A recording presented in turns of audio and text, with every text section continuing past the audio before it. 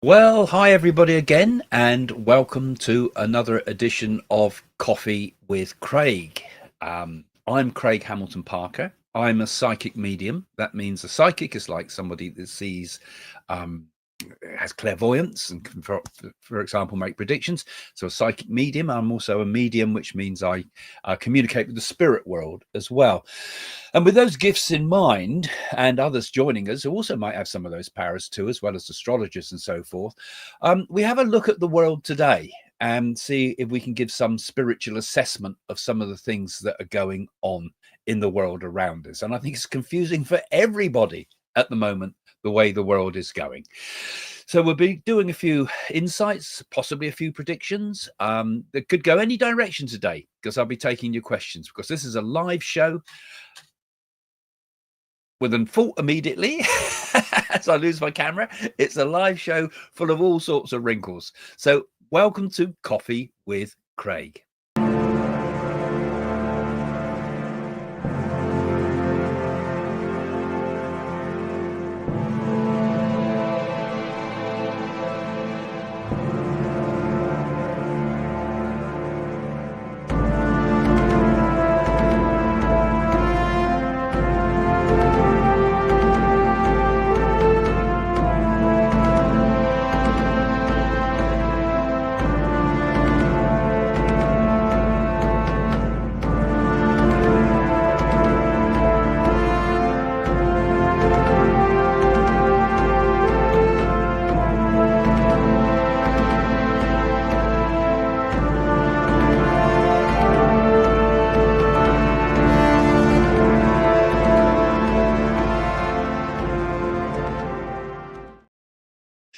Well, hi again.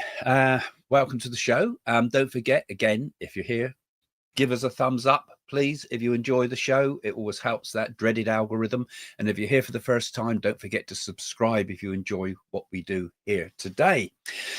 Well, today's a live one. And I see some of you quite excited coming and caught me live. Interesting to see some of you coming in it from LA there, I see, where it must be about 4 a.m. in the morning and probably about 7 o'clock-ish or something like that in New York. And it's 12 noon here in the UK today. So we've got people from all over the world and a few from Australia as well, I see. So we're all bleary-eyed, I think, here today. Right. Okay. Well, we're going to talk today about some of the things that have been coming up in the world, and I've got some of your questions. Now, some of the questions that are coming up are already the ones that have been seeded with me in advance, which I've got, and I'll answer some of those first. Those ones that have been seeded come in through the patrons and through the YouTube members, and if you want to be part of our community, as it were, do have a look in the description below and consider becoming one of our community members, because it helps the channel keep going as a patron. And also I've got up now, also I've got a GoFundMe page up too, if any of you want to help with that as well, would be fantastic, because we're trying to get our center going in Italy and getting close to wanting to get it started, but we need more funds. So if you want to help, fantastic. Anybody out there that wants to help us with that. Right, so the world's a pretty odd place, and the thumbnail I put up from this was a picture of the kind of the aggression between Taylor Swift and Donald Trump the other day, in a way. How at the Super Bowl, people actually booed Taylor Swift and cheered and booed Donald Trump. And Taylor Swift, I'm seeing her reaction as well. What's going on? It's a weird mix out there at the moment in the world, the way the spirit of the age, as I call it, is going. I get very interested in the whole idea that we tend to get strange trends and movements in the world. It's like almost as if another planet comes into position or something, and suddenly we get a load of airplane accidents, or another position of something shifts in the energy of the world, and we suddenly get a load of stabbings, or we suddenly get a load of, it's like the news follows itself all the time. And the moment it seems to be getting stranger and stranger, because we have so much being thrown into the mix, particularly with Donald Trump and what's going on in America, all the implications that are happening with all the shake-ups going on with the economic changes and the tariffs going on, and the quite radical suggestions for places like Greenland and Panama and Gaza and so on. So it's an interesting time we live in, and maybe towards the end I'll have a little chat with you about what I think about how these energies kind of affect the world. You know, we create almost like a spiritual force through the media, through talking like this and through other things that influence the way ahead. So first off, I'm going to take a few of the questions that have come in here from some of the patrons and the members. So I put a little M+ at the end of those ones. It means you're a member of either patrons or the YouTube. So let's have a look at some of them that come in. Now, I won't necessarily use everything because there's a lot of questions up here. Okay, first one coming in is about what are your thoughts on President Trump's proposal for Canada to become the 51st US state? And I see there was a second one that came in, interestingly too, that also said, could the proposal for Canada to become the 51st US state be driven by strategic interests in the Northwest Passage, Arctic and Greenland, given Russia and Chinese activities in the Arctic? Which is a very interesting observation in the question itself there, actually.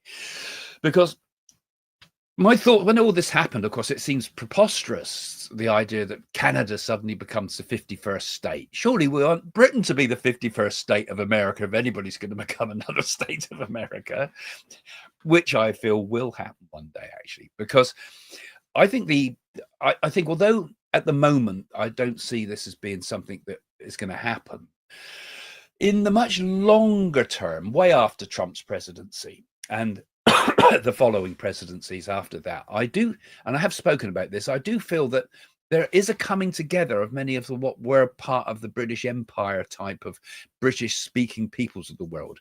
So what's happening there in Canada is part of that prediction I made in many respects. I said that there'd be an allegiance between Britain, Canada, Australia, New Zealand, I mentioned this before, South Africa, and India as well coming into this. It was kind of like the old British Empire, really, from its time, good for good or bad, whatever you think of that, but as a kind of a trading alliance.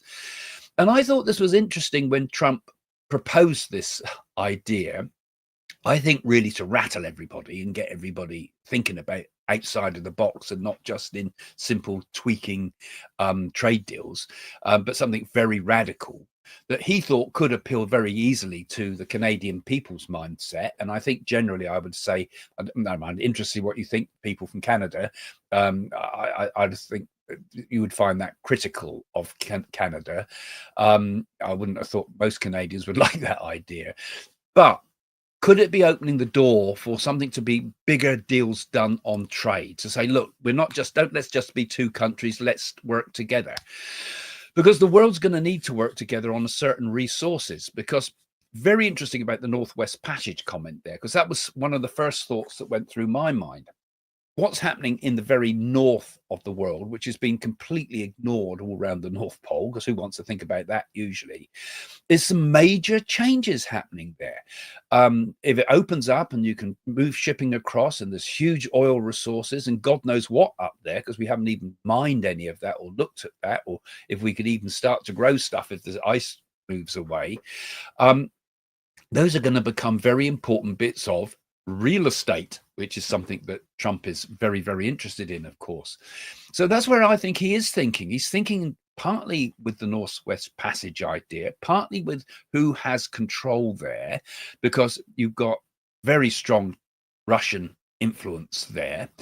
That's going to be a very strategically important place in the world.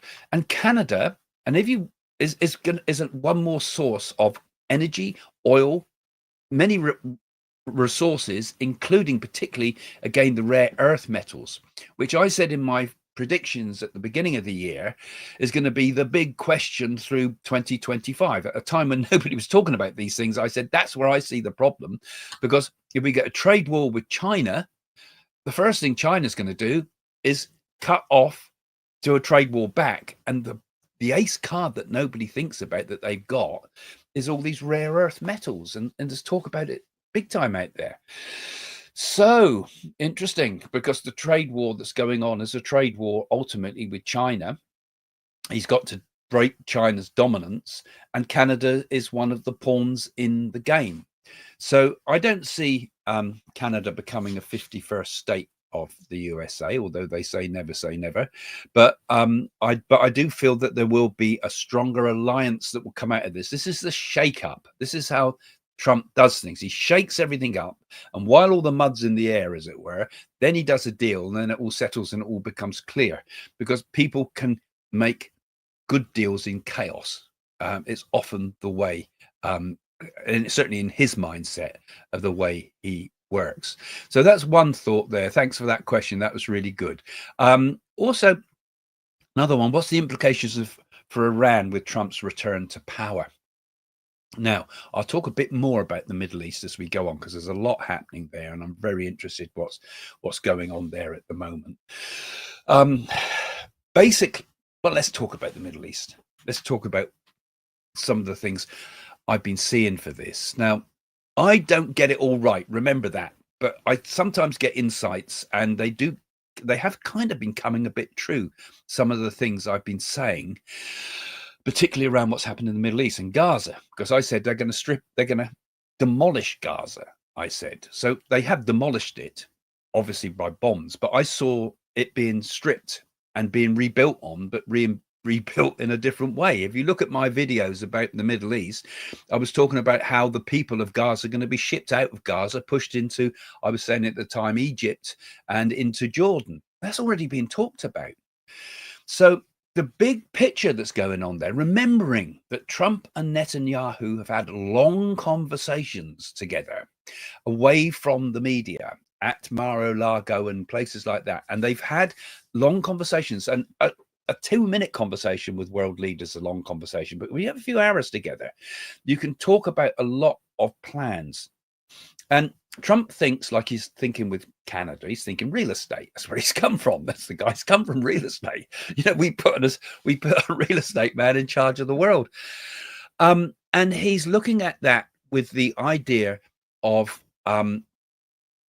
turning it, of course, into I'm just going to put the comments up. Sorry, just put comments so I can see. Where's your comments gone, guys? There we are. I can see what you're saying on the side here now. We can see from what he's planning is, right, we can turn that into marvelous real estate. It's exactly the same as he said in North Korea. Look, you can make tremendous hotels here. Why put nuclear facilities here? Let's have hotels, and we can all be rich.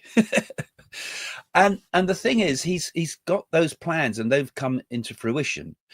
But one of the worrying things about what's going on there is the way that Israel is now looking at the West Bank, which I said would be next, and starting to call it Judea.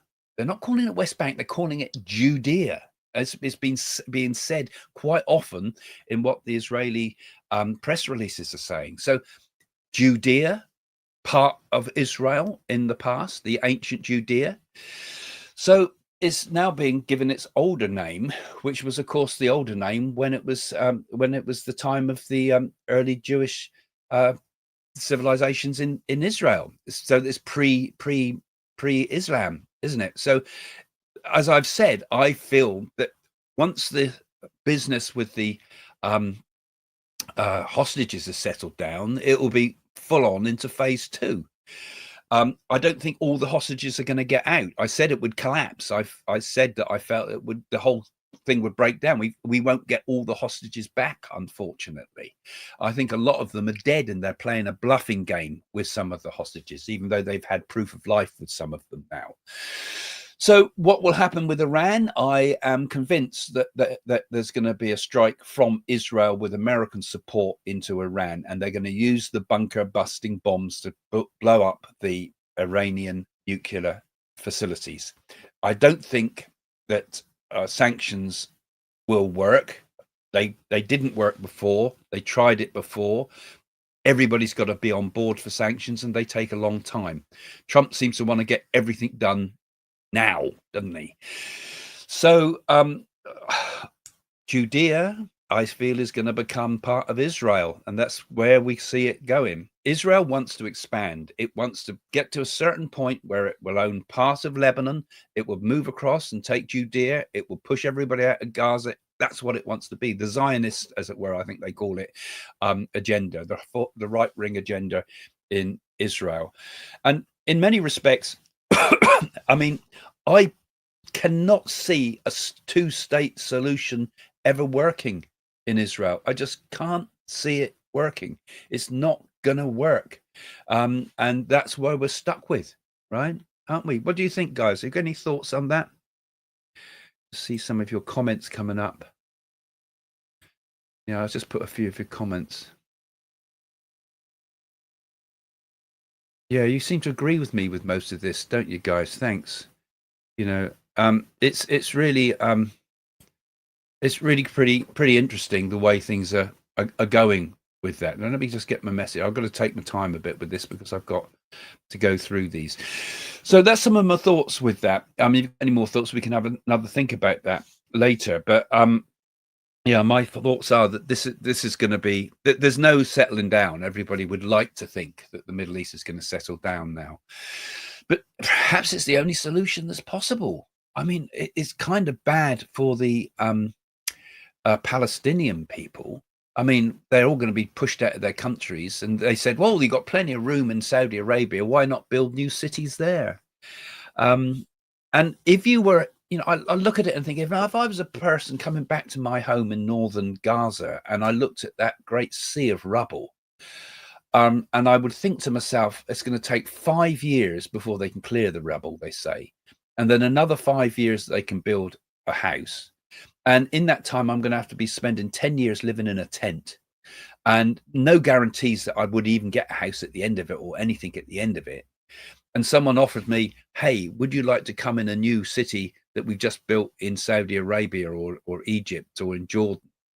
I'd probably say yes, because out sheer desperation, you'd move, but with the caveat that you can't come back to your homeland. It seems like people would take up on that. So I think it's going to go that way, actually. And although it seems preposterous to everybody, but to rebuild it back the same with Hamas back in power again and the same problem all over again, I think big problems need, big issues like this need big thinking in order to change things. So whether Trump's got it right or not, I don't know. Let's have your comments about that. But most people are saying, oh no, it's preposterous, this is appalling. But you do have to think big. So again, he shakes it all up, doesn't he? He shakes it all up, and then everything's in the air, and hopefully a new solution comes in for it rather than just tweaking things, as most politicians tend to do. That's probably quite a big question to answer in one go. Is Taiwan likely to reunify with the mainland China? Now, again, I have to reference my earlier predictions on that, actually, to say that I see ultimately China will cave in eventually. I've talked about this before, and what we're seeing now with the way that America First is beginning to put the barriers up on cheap Chinese goods flooding America. This is the start, I think, of a potential decline in China. I mean, a lot of their economy is absolutely enormous and booming, of course, or has been, but it's been requiring that boom to keep everybody happy. We'll put up with a communist regime as long as my bread's buttered. But I see things getting quite difficult there. See, what's going to happen? Trump is also saying all this business about putting these steel tariffs on, and I can see why he's doing that.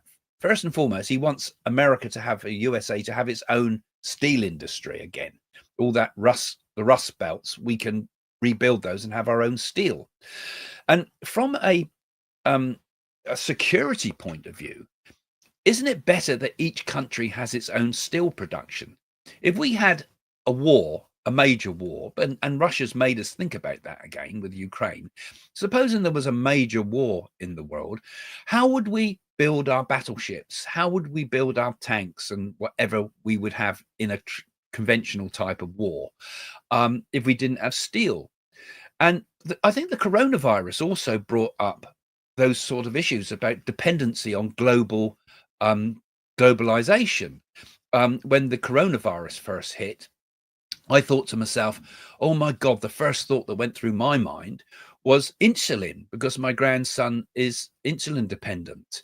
So with diabetes 1. So my thoughts were, God, what about his insulin? What's going to happen with his insulin? All of it's made in Denmark. We don't make much or any of our own insulin in the UK. And they were already talking about how they're going to ration it and who's going to have first priority. Would children get the first priority and so forth? You know, suddenly you're running out of a basic thing. And it's so countries need to be much more self-sufficient. Self-sufficiency is, I think, in my opinion, is much more important than globalization.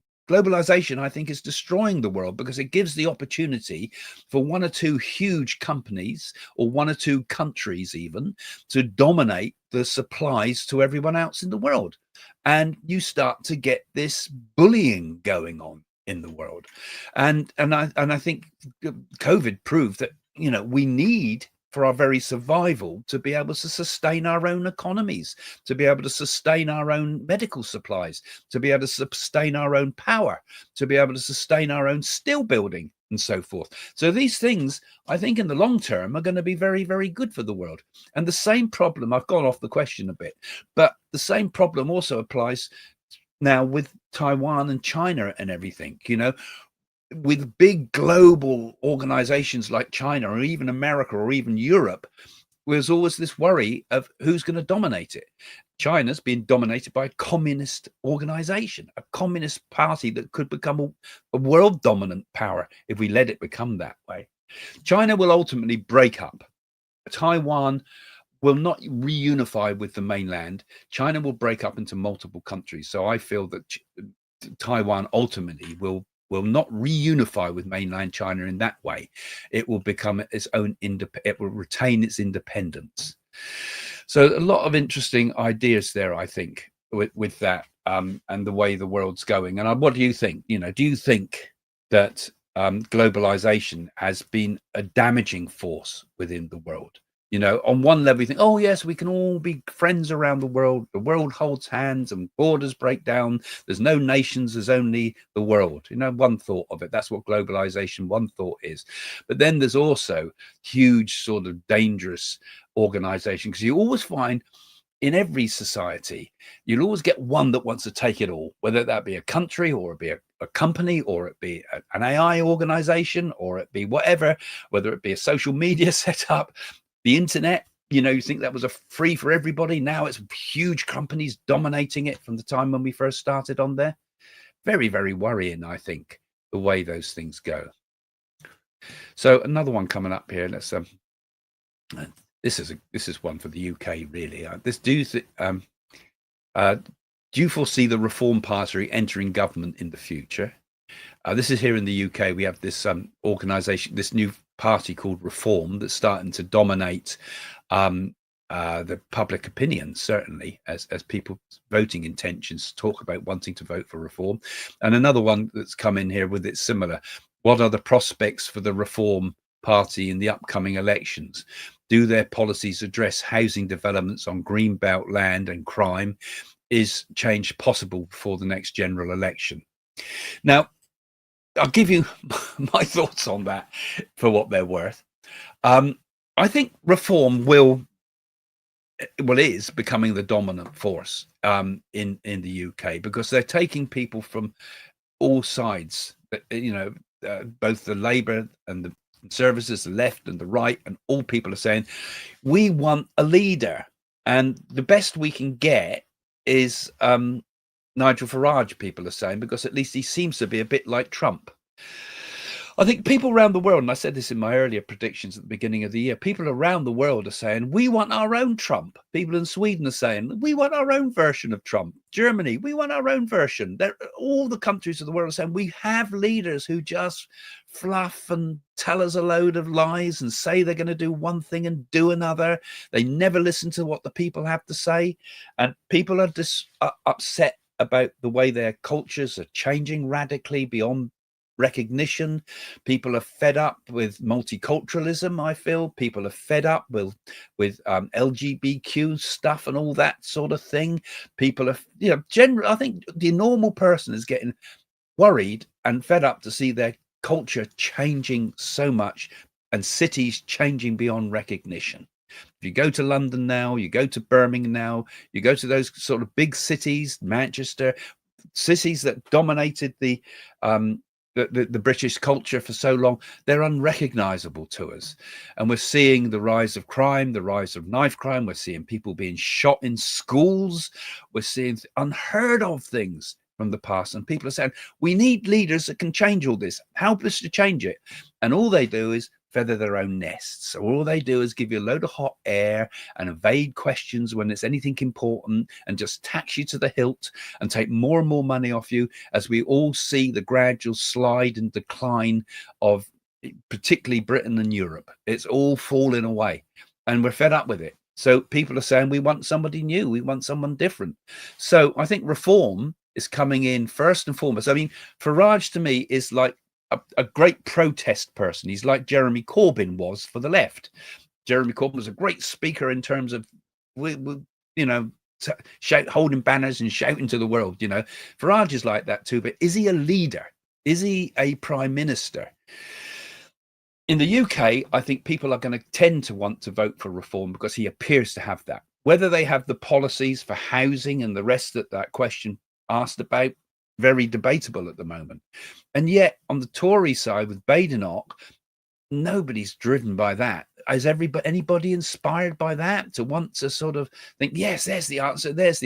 Again, they don't dare ask the big questions. They don't ask the things that are upsetting the country for fear of upsetting their own political people. We don't want to upset the left of the party or the right of our party. We always got to somehow be in the middle, which means saying nothing, doesn't it? So there's a lot of problems there. But I think they will ultimately. I think they'll be so dominant that they'll get into power with a coalition with the Tories, but with the Reform as the leading party, and the Tories will hate it. But it's going to be the only way that they'll keep in power in the future. Any thoughts about that? I just have put a few of your thoughts up on that.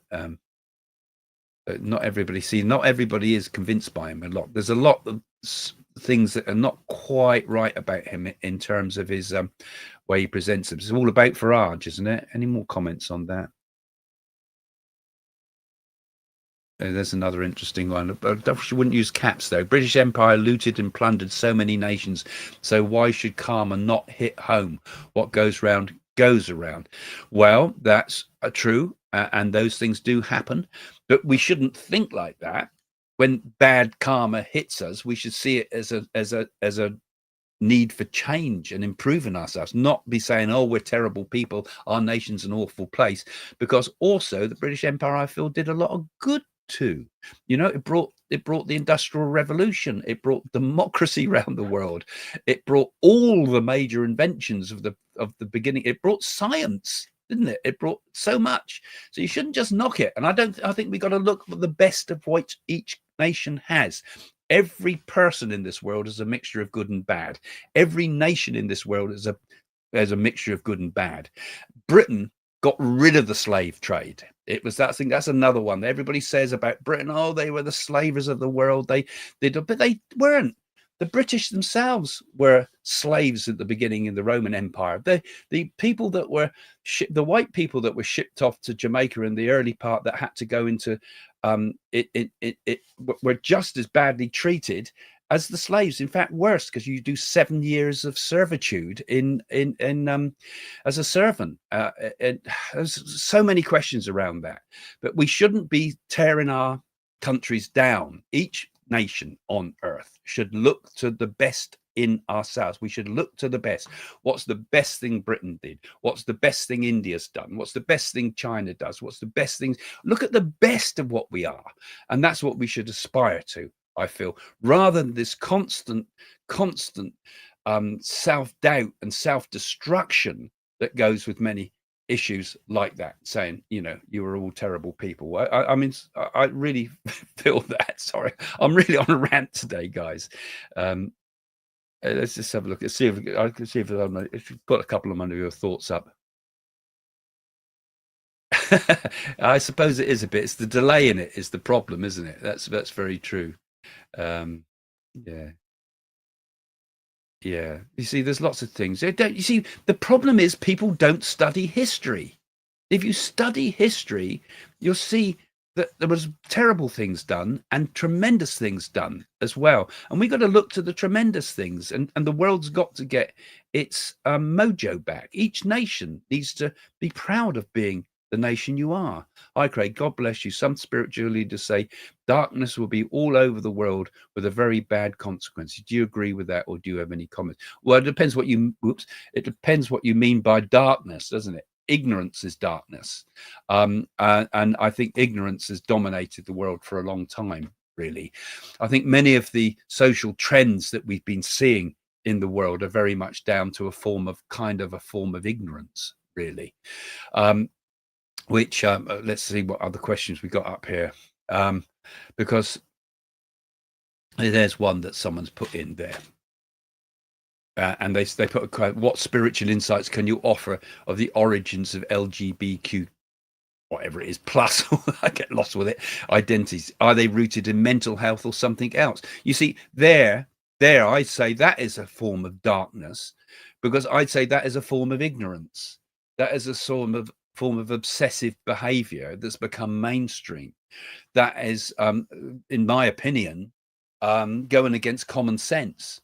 And I feel that many people in the world are beginning to say, well, we can't keep going against common sense like this, you know? It's quite interesting. I saw there was a couple of other questions, I think, with that. Was there something else around that I saw there come in? Okay, I thought someone else made an interesting comment there early on. But, you know, what do we foster in our world? Where do we put our focus? Whatever we put our focus on grows in strength. And the problem is, what happens is the media pulls something out, everybody's focus goes on it, it gets stronger and stronger and stronger. And what we need to be focusing on is the positive stuff of what we can do to make our world better. And I think this is, again, where Trump kind of scores in many respects, because he has given a kind of a simplistic vision of the world. But he said to people that this is the way I want to believe it, I want it to go. And people can focus on that and believe in it. It gives people something easy to believe in. Now, I don't think that's necessarily a good idea. Always, everybody wants simple solutions, and it's not always the way in a complex world. But it's like, give us something we can believe in. And that's when often, you know, dictators can take advantage of that. Businesses can take advantage of that. We've got to be careful. But that is how people are feeling. It's because we kind of feel we've lost our way because the focus has been so out of kilter. And I think a lot of that is down to the damage being done by the media, don't you think? The media give us a hard time on all these things. Now, I'm just going to take a break for a minute and have a look at some of your questions here and pull up some new ones. So I can do that while I put a little, I'm going to put a little advert up on about my movie on Mystic Journey to India that you can see on Amazon Prime. I'm going to put only a few minutes and just give me a breather so I can have a quick look at what other questions are coming on here, because I think I'm running on too much. And if you want to see that, you can get it for free. I think well, no, it's not now. I think they've changed it, but it's not much anyway. You can see it on Amazon Prime. You can see it in most countries. It's where I go off to India and I do the remedies for the NAADI oracles that I did. And it's kind of become quite an important part of my work in many ways, that it's the basis of how because we had that question about karma and things, that we can break the personal karma in our life through good deeds, or a large part of it. We can break the negative karma in our life by spiritual actions and various other ways. And that's what I learned from this in the movie. And I think on a global scale, we can do that. And of course, this is the basis of what I'm doing with my work now with charitable work.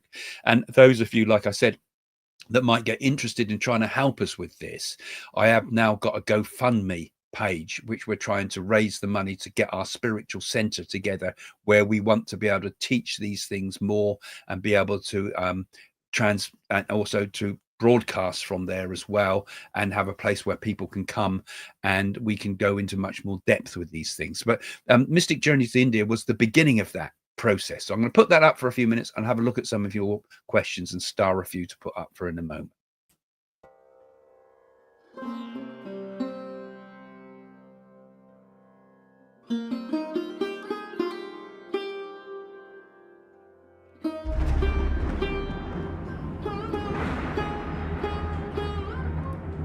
I have discovered a secret oracle in India that has on it the name of my mother, the name of my father, my name, my brother's name, my wife's name, all the details about my life from the moment I was born and right into the future. And it even tells me the time of my death. And to access this oracle, all it needed was my thumbprint.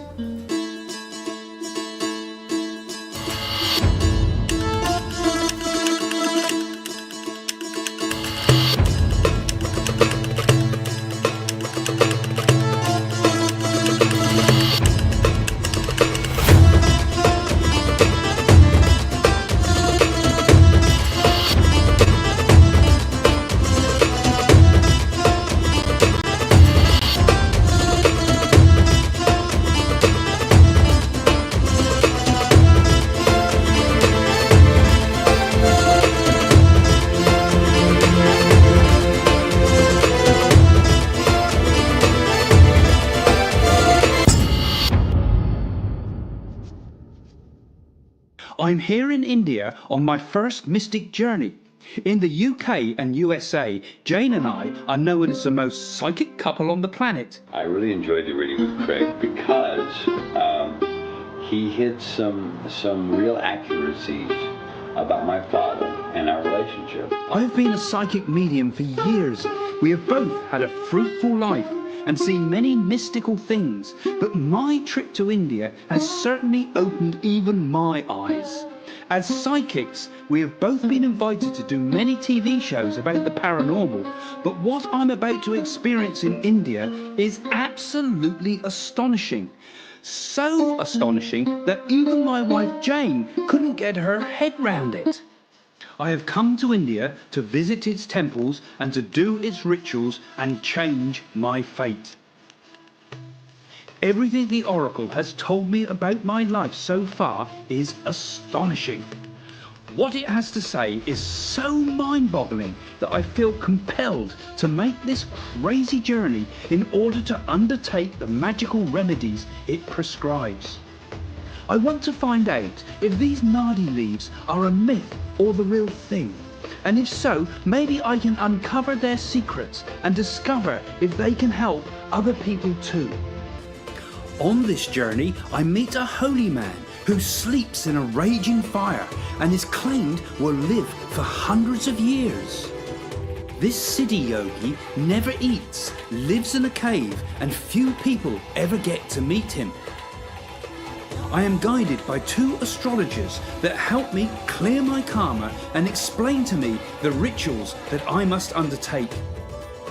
I am stunned by the beautiful landscapes and overwhelmed by the magical temples and mystic places. I love the people and the animals of India. I am visiting places where few Westerners ever go. It's a cultural shock and spiritual awakening. I feel an overwhelming inner transformation. Will I find the guiding light I need? My search takes me thousands of miles across India's breathtaking landscapes, and I see magnificent things. To clear my karma, the Oracle has told me to do charitable work, undertake magical rituals and remedies. This is the adventure of a lifetime. This is my mystic journey.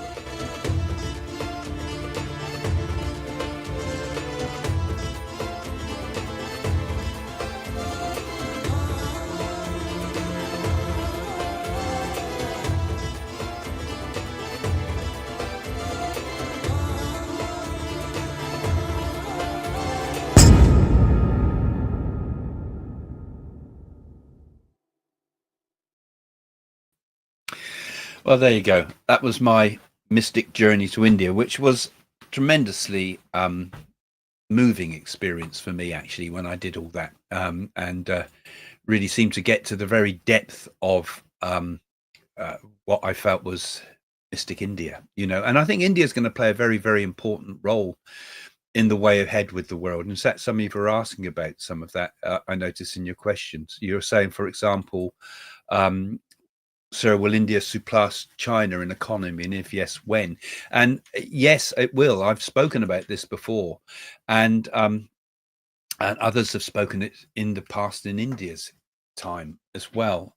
And I do feel that India will eventually surpass the China. If you think about it, India has a huge young population, and growth usually happens when you have a young population. I'm a baby boomer, for example, but everybody had babies after the war, and there was a huge influx of young minds all at once. So it created the incredible revolution and renaissance that was the 60s and 70s. I suppose that's where a lot of my ideas are coming from, isn't it? And it's going to make a massive effect. And the ideas of India, the thoughts of India, the teachings of ancient India will have a beneficial healing effect upon the world.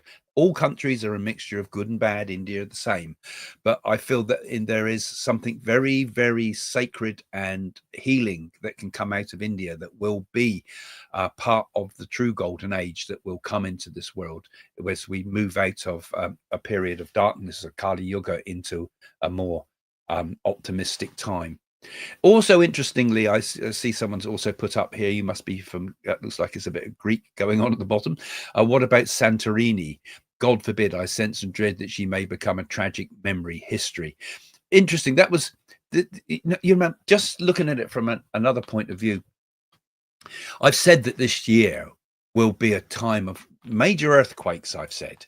In the beginning of the year, I said I felt there's going to be major earth problems. Where they come, I've said I felt around Japan and I felt around the Pacific, but once you start getting the plates shifting around the world, it could affect anywhere. It could affect, we could have earthquakes, serious earthquakes in California ahead in 2025. We could have serious earthquakes ahead in Iceland in 2025.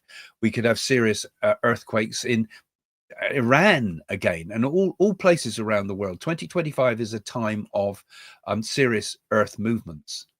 Now, Santorini is interesting because many of the ancient ideas thought that when Plato was talking about Atlantis and the destruction of Atlantis and the flooding of Atlantis, he may have been talking about the flooding of Crete and the end of the Minoan civilization back in those times. And what happened is the island of Santorini exploded, literally blew up again, and flooded the all of Crete and Crete and the great civilizations in of Crete and the Minoans sunk beneath the waves, and that civilization, which was predated the Egyptians and so forth, it was an amazing civilization, was wiped away, and it went into the world of legend. And they said Atlantis would rise again, or maybe would Atlantis sink again when Santorini explodes a second time. I don't think it will happen, actually. Santorini, I don't feel, is going to be another massive explosion like happened, but there's so much happening around there in the Mediterranean again, concerning even Vesuvius in 2025 is showing signs of much more activity than it's been there before for a long time. If Vesuvius exploded, Naples would be completely swamped. It's packed place now. Imagine a Pompeii happening over Naples.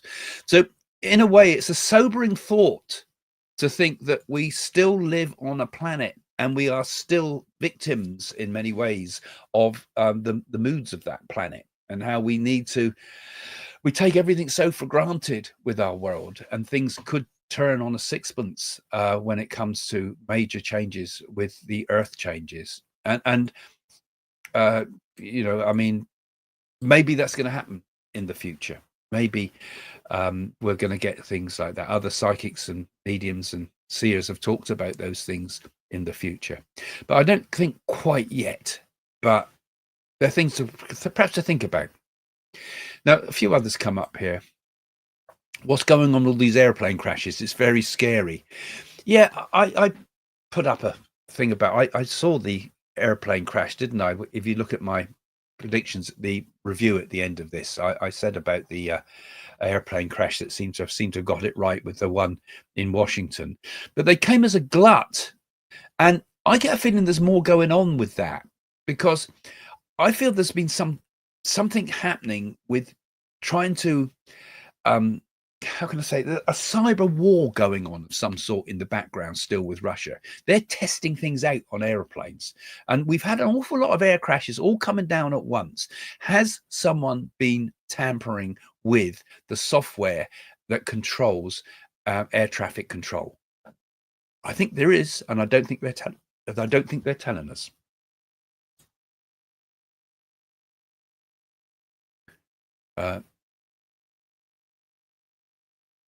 Tell us about the Trump effect on Ireland. Oh, that's going to be, Ireland's in for a rocky ride ahead. The Trump effect, he hasn't got to social media yet with what he plans to do with that. But Ireland is very dependent on the big ones like Facebook and Google and so forth. And it props up the Irish economy. Trump's going to be looking at that, and he kind of has said this already, hasn't he? But he's going to be looking at that and say, well, why should they be getting off paying tax and only paying low tax in Ireland? We want that tax paid in America. So Ireland's going to see some pretty heavy restrictions coming up. They're on the list. They're not there yet. But I worry for Ireland.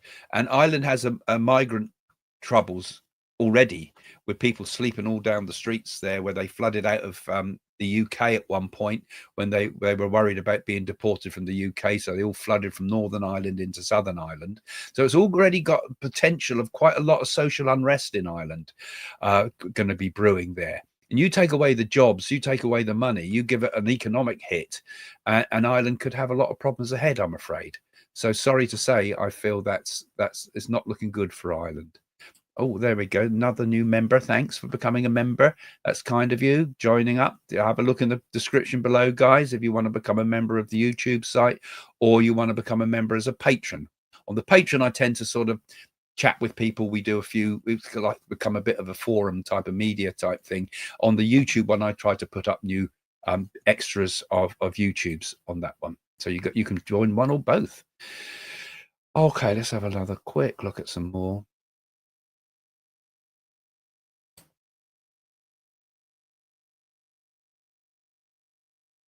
That's quite an interesting one, because I was getting a feel too about this. I was getting a feel that there could be a new pope in 2025. It's the big Jubilee celebrations type of, I don't know what they call it, the Jubilee or whatever they call it, in Rome. In fact, Jane and I will be in Rome during those celebrations of the Pope. And it's going to be and we're going to visit the Vatican, hopefully, if we can get in. But I get the sense that maybe there's time for a new change, for a new pope. Doesn't necessarily mean the pope's going to die, because they can also retire sometimes, the popes can do. And I get a feeling that the next pope,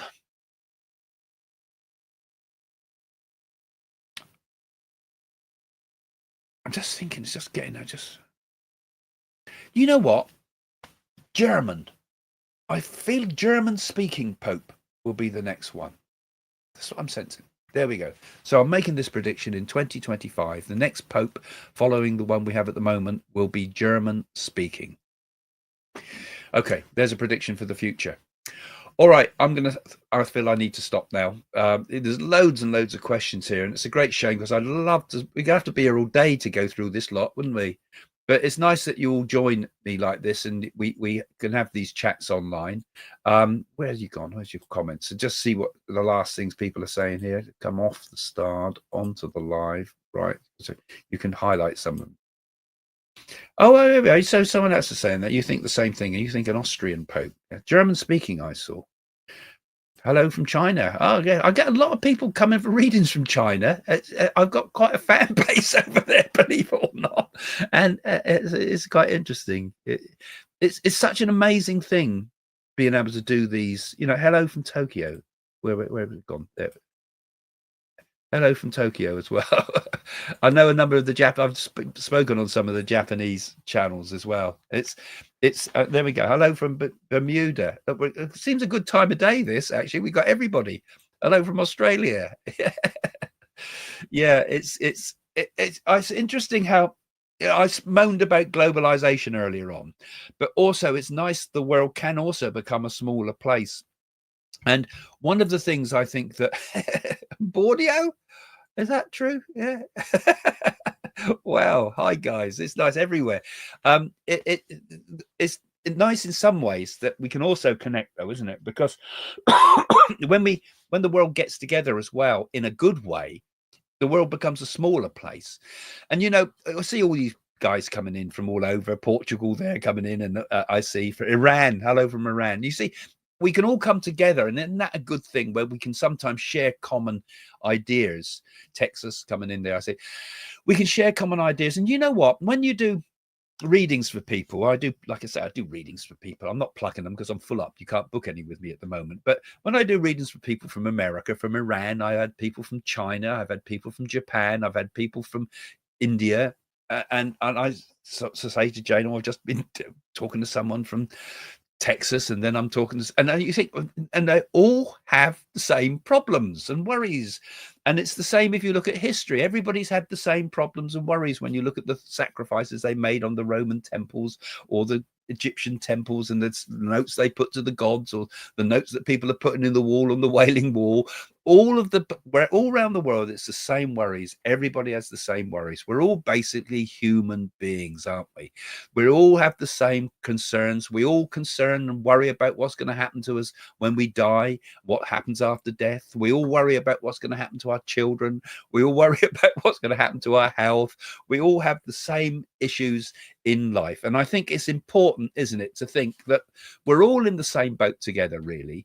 The world has always been a troublesome place, but I think it's nice and heartening to know that all of us at heart are just simple human beings. Everybody is just, whether you're rich or you're poor, it's the same concerns you have. I sometimes have very rich people come to me for readings. I've had multimillionaires come for readings. Their worries are exactly the same as somebody that's just lost their job somewhere as well. Similar problems, you know, similar problems at heart. And I think it's important to remember that we look at everybody in the world, and we look at people, and we look at nations, and we say everybody is a mix of good and bad. Every nation is a mix of good and bad. Every politician is a mix of bad and bad. I mean, good and bad. You know, everywhere there's good and bad in the world. And the thing we should do, and I think the thing, well, this is where the idea of merit comes in. We should look to the best in each other. We should look to the best in our nations. We should look to the best in our cultures. We should look to the best in our history. We should look to the best in one another.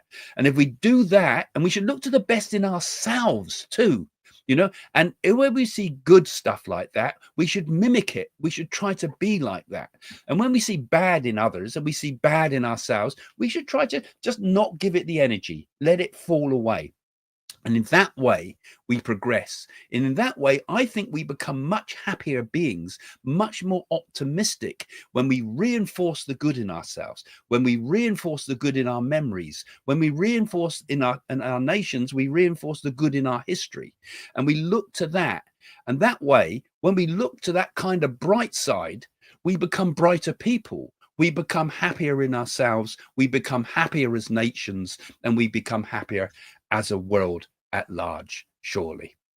Anyway, my rant is coming to an end now, guys, and I thank you for all joining me here on the show and for supporting it. Don't forget that thumbs up. Again, that always helps the channel. Share it with people if you can, if you like what I have to say. A bit of a ramble today, not so much a psychic thing, but more like just to talk about the world, and I think that's important. And thanks for supporting me. And you know, in the private chat there, so many nice comments coming in, not a troll in sight. Thank you for being such supportive people. Okay, see you again soon. Bye for now.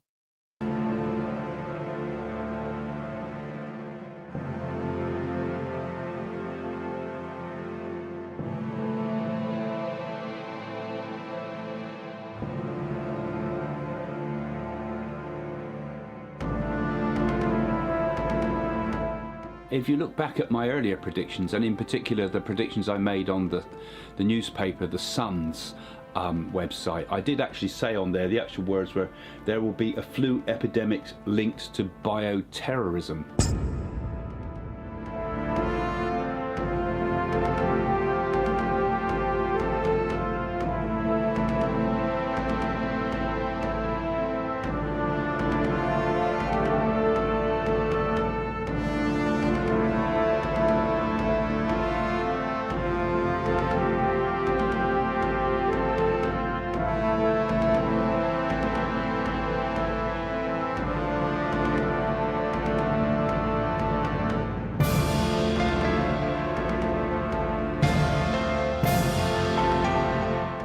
And my thoughts are that Liz Truss will make it to the final,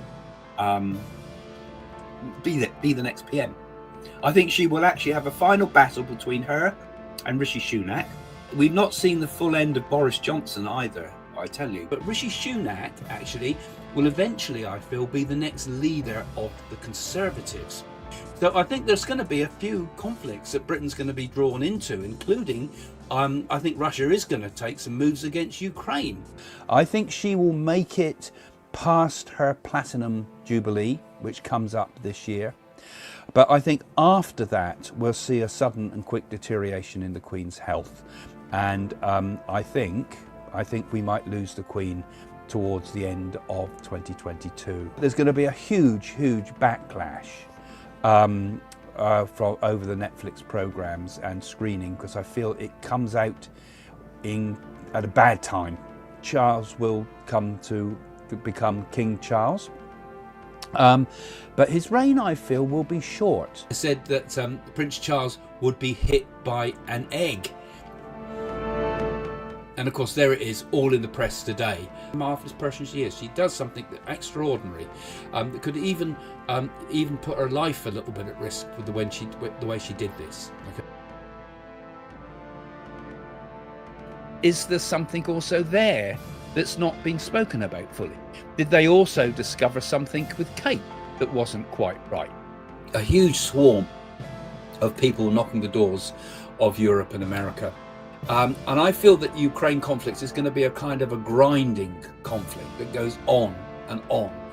I also feel that there's something going to happen in the Middle East as well. I feel as if there's going to be a sudden and unexpected thing happen in the Middle East. So I feel they're going to take it into their own hands, and I feel we're going to get a strike from Israel. This is going to be one of the significant things in 2023. I've said it before and I say it again. I feel Israel, with the help from the USA, will strike the Iranian nuclear facilities. I said that there would be an earthquake that would shake New York. At this time, I've been sensing that for a while that there's going to be a big earthquake of some sort. And this could well come up during April period. I'm seeing a bridge collapsing, actually the whole infrastructure of it going. I predict something very dark happens to President Joe Biden. He's been pulled from power, sacked, as it were, and quite close to the election time. But I kind of sense it's more to do with illness, perhaps, senility, and people stopping him because of that. So it could even be that a new candidate will run for the presidential nominee. I predict that Trump will win the November 2024 election. And I feel very strongly that the black vote is going to move towards Trump. See him as a sort of a bit of a cool guy. I can't see Trump being put in jail despite what they're throwing at him. I can't see a jail sentence with him. But I get the feeling one of the candidates has an attempt on the candidate's life. Could there have been a plan to assassinate either him or Trump, perhaps? There's going to be an assassination attempt on Trump, I think. That will fail, but he might maybe get wounded or something like that. A hit or attack on our airplanes, on passenger flights or even freight flights. Because I also had at a similar time, I was also seeing this image of helicopters on fire as well. I seem to see like the the west of America on fire and the east of America underwater, huge winds. And I actually saw, just like we had a major problem here in the UK where a tower block went up on fire, I see a tower block deserted